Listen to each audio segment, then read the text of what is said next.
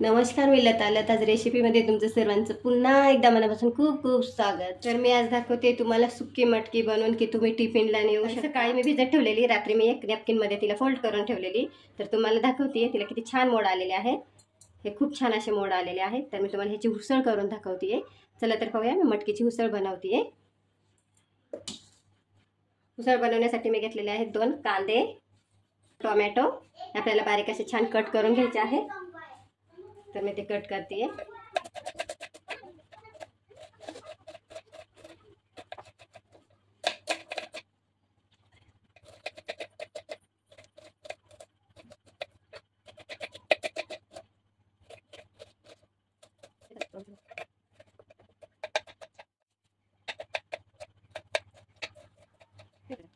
गॅसवर कढई ठेवलेली आहे. गॅस ऑन करते. 2 मिनिट कढई गरम होईपर्यंत थांबते. कढई गरम झाली की आपण त्याच्यामध्ये टाकूया तेल. कढई छान अशी गरम झालेली आहे. त्याच्यामध्ये मी टाकते 1 चमचा तेल. 1 चमचा तेल टाकलेला आहे. तेल गरम झालं की आपण कांदा छान असा भाजून घेऊया. गरम झालेला आहे. आता आपण त्याच्यामध्ये टाकूया कांदा. छान असा कट करून घेतलेला कांदा.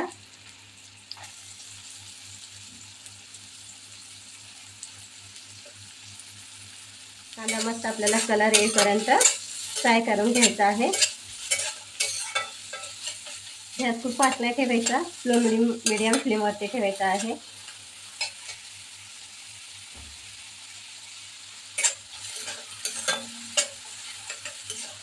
आपण त्याच्यामध्ये ना सर्वप्रथम मीठ टाकूया. मिठाने ना कांदा लवकर भाजतो आणि ब्राऊन लवकर होतो. मी त्याच्यामध्ये माझ्या आवडीनुसार मीठ टाकते, अर्धा चमचा. त्याच्यामध्ये चवीनुसार मीठ टाकलेलं आहे.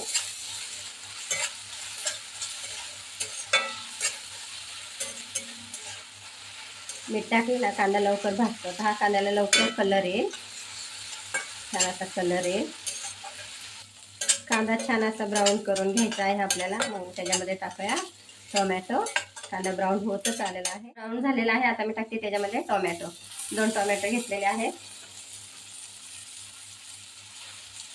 कांदा आणि टोमॅटो एकजीव करून घ्यायचा आहे. छान असं फ्राय करून घ्यायचं आहे.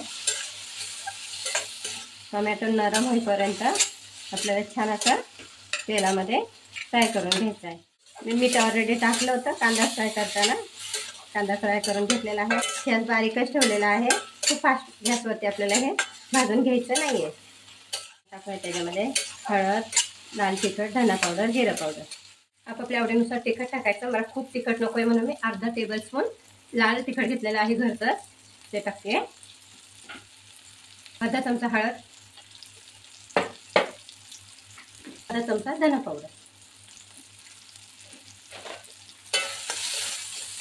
मसाले छान आपल्याला असे फ्राय करून भाजून घ्यायचे आहेत, एकजीव करून घ्यायचा आहे. मीठ मी अगोदरच टाकलं होतं कांदा फ्राय करताना.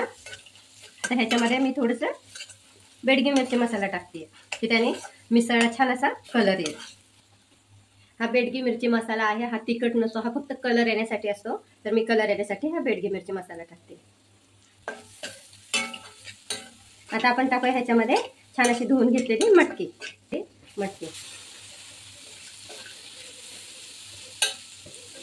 एकजीव करून घ्यायचा आहे मटकी आणि मसाला, की त्याची टेस्ट खूप छान येते.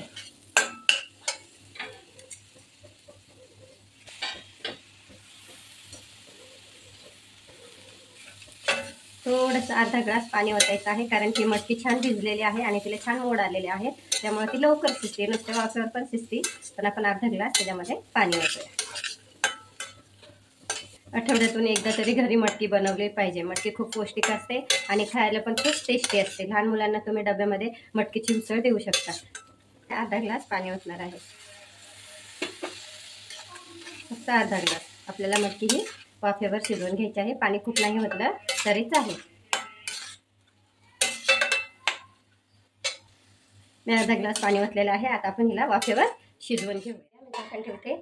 10 ते 15 मिनिटं आपण मटकीला वाफ लागून देऊया. मी झाकण खुले आहे. मटकी मस्त अशी सुकी झालेली आहे. पाणी पूर्ण ते खेचून घेतलेलं आहे. मस्त झाले मटकी सुकी.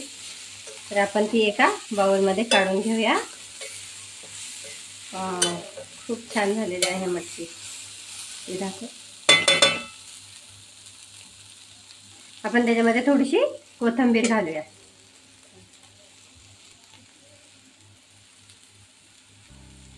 झाली आपली सुकी मटकी रेडी.